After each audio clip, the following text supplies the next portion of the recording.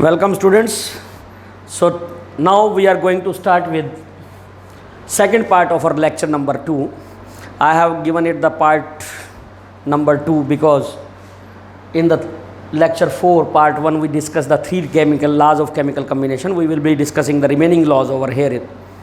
So the fourth law is Gay-Lussac's law. Gay-Lussac's law of combining volumes.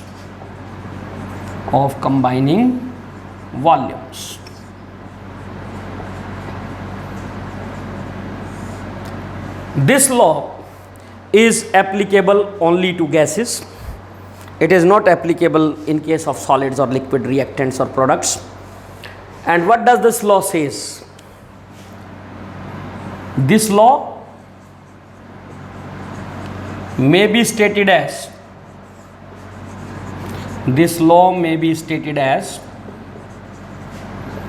whenever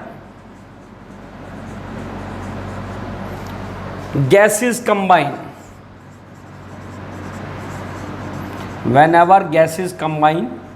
to form product,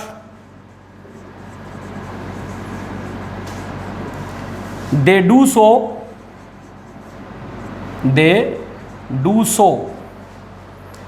in simple ratio by volume. And if product is also gaseous,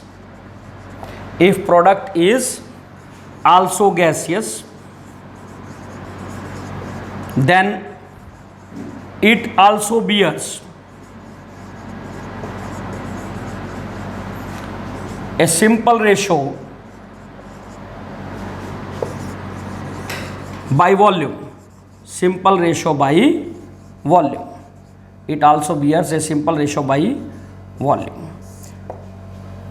तो ये ला ये कहता है कि जब भी gases combine करेंगी तो गैसेस के कॉम्बिनेशन के दौरान जो वॉल्यूम ऑफ गैसेस है वो हमेशा सिंपल होल नंबर रेशो रहेगा, और अगर आपका प्रोडक्ट भी गैस है तो वो भी रिएक्टेंट्स के साथ एक simple ratio of volume bear करेगी.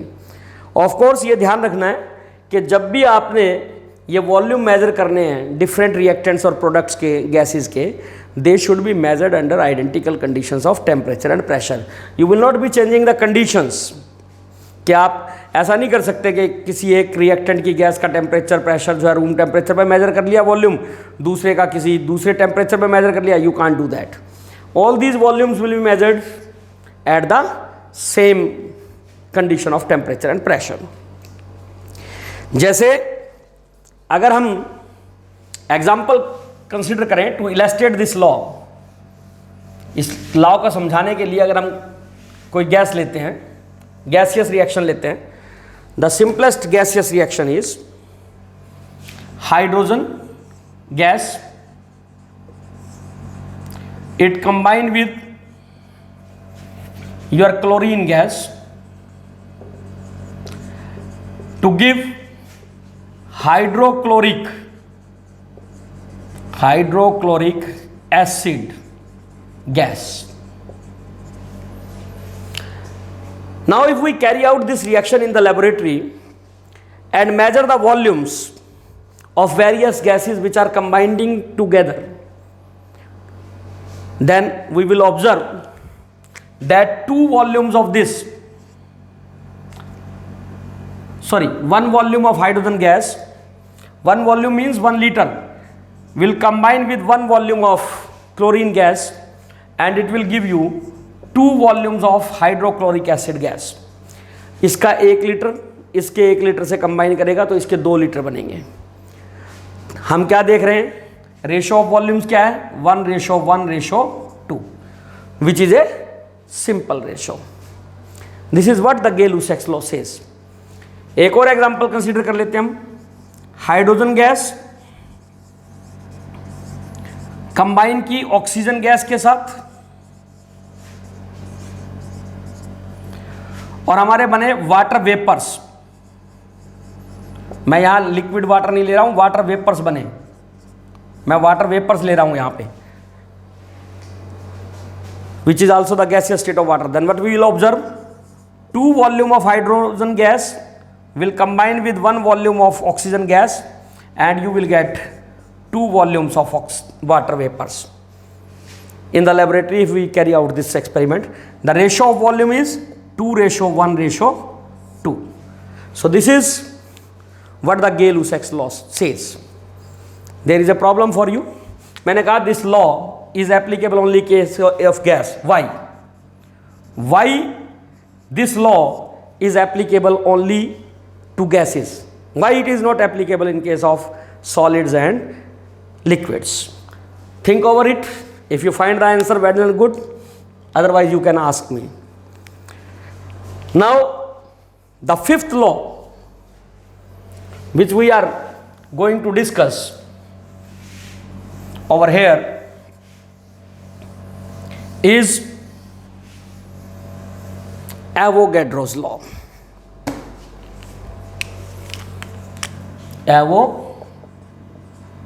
Avogadro's law.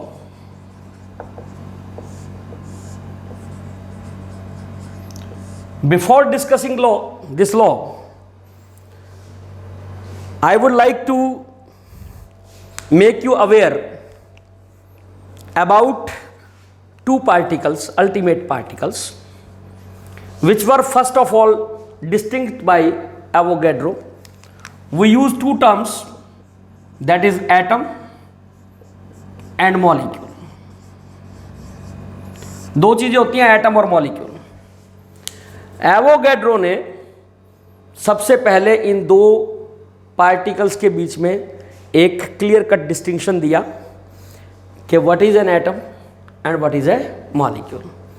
So according to this, atom क्या है? Is smallest entity of a substance which may or may not have independent existence. Which may or may not have independent existence. ये किसी भी चीज का वो सबसे छोटा पार्टिकल है जो अकेला रह भी सकता है और नहीं भी रह सकता. अकेला रह किस स्टेट में सकता है? सिर्फ ये अकेला इंडिपेंडेंट एग्जिस्टेंस इसकी सिर्फ और सिर्फ नोबल गैसेस के केस में है, जिनको हम इनर्ट गैसेस भी बोलते हैं. सिर्फ नोबल गैस के एटम्स ऐसे हैं विच कैन इंडिपेंडेंटली एग्जिस्ट. बाकी एलिमेंट्स के जो एटम्स हैं they do not have a independent existence. उनकी कोई इंडिपेंडेंट एग्जिस्टेंस नहीं है. और what is molecule? Is smallest entity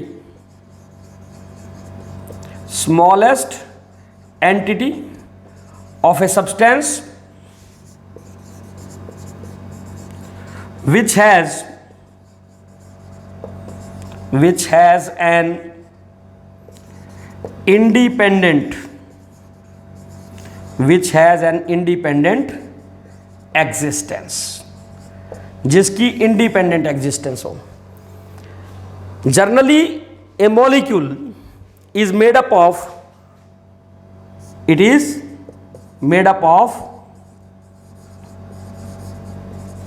two or more atoms. दो या दो से ज्यादा एटम से मिलकर बनता है. ये जो एटम्स है they may be of same element, एक ही एलिमेंट के भी हो सकते हैं, जैसे O2, O3, Cl2, और they may be of different elements, for example carbon dioxide, for example sulfur dioxide. So these are the smallest entities which have an independent existence. So after differentiating between these two terms, that is atom and molecule, Avogadro put forward his law, which is called Avogadro's law. And what does this law says? According to Avogadro's law, equal volume of all gases contain equal number of molecules. equal volume of all gases contain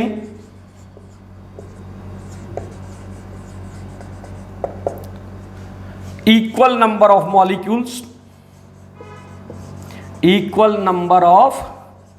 molecules under identical conditions of temperature and pressure।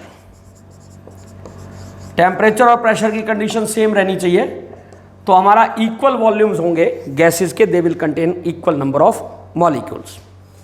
जैसे मान लीजिए अगर हम 1 litre carbon dioxide लें और 1 litre हम oxygen लें, both are taken at room temperature pressure condition, room conditions के ऊपर हम ले, तो अगर कार्बन डाइऑक्साइड के अंदर n मॉलिक्यूल्स हैं कार्बन डाइऑक्साइड के, तो एवोगैड्रो लॉ के हिसाब से ऑक्सीजन के अंदर भी क्या होंगे, n मॉलिक्यूल्स होंगे ऑक्सीजन के। मतलब number of molecules will be same in both the gases, in case of both the gases. This is what the Avogadro's law says। We will be using this law in a number of application in the coming topics of this chapter. So this is the law. Now I think we should discuss the law of reciprocal proportion or law of chemical equivalent. If you wish to study this law, you can, and if you wish to leave it, then you can leave it, because this is not included in your syllabus. So the next is law of reciprocal proportions, law of reciprocal proportions।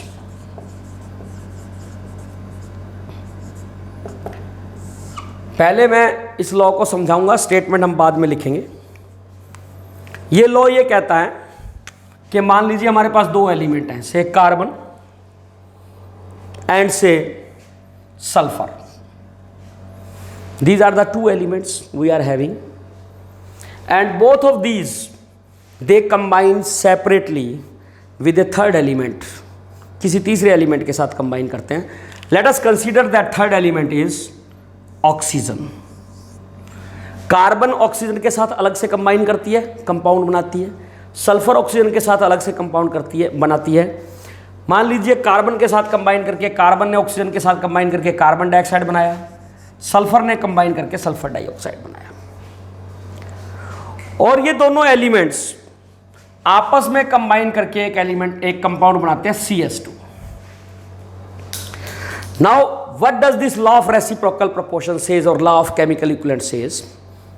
ये law कहता है कि ratio of masses of 2 एलिमेंट्स, that is carbon and sulfur in this case, which combine with the fixed mass of third element, this is the third element, इस third element के fix mass के साथ जो masses carbon और sulphur के combine कर रहे हैं उनका अगर हम रेशो लें, जैसे इस केस के अंदर 12 gram of carbon is combining with 32 gram of oxygen, here 32 gram of sulphur is combining with 32 gram of oxygen.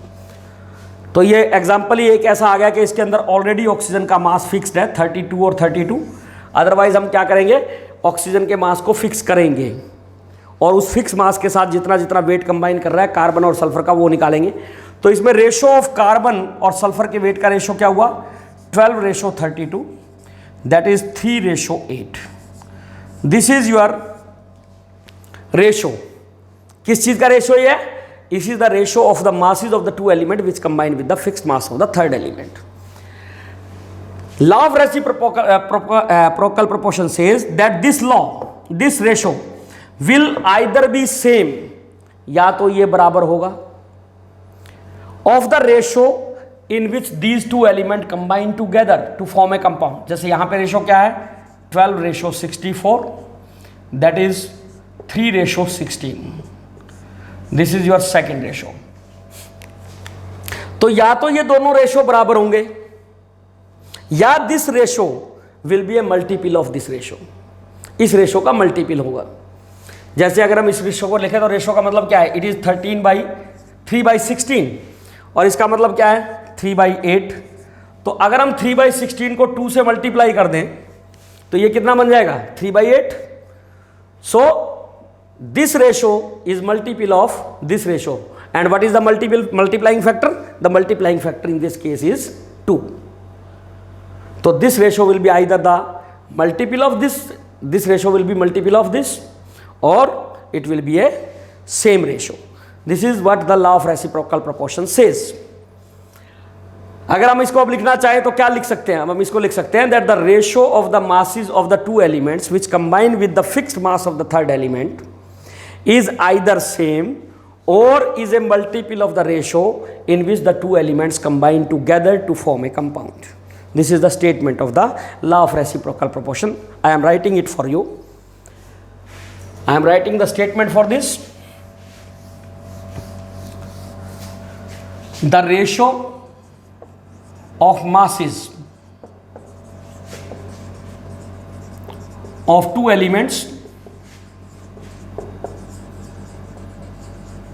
which combine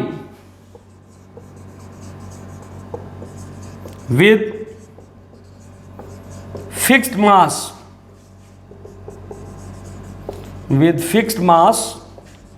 of third element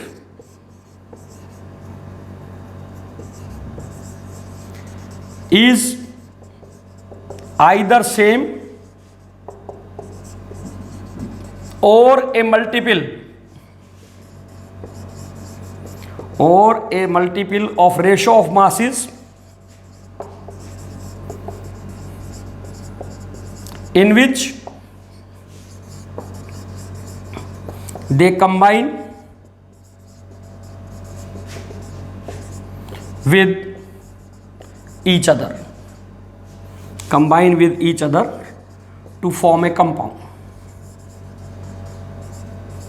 This is the statement of law of reciprocal proportion. I have already discussed the example to make you understand this law. So this is all about the laws of chemical combination. So thank you very much.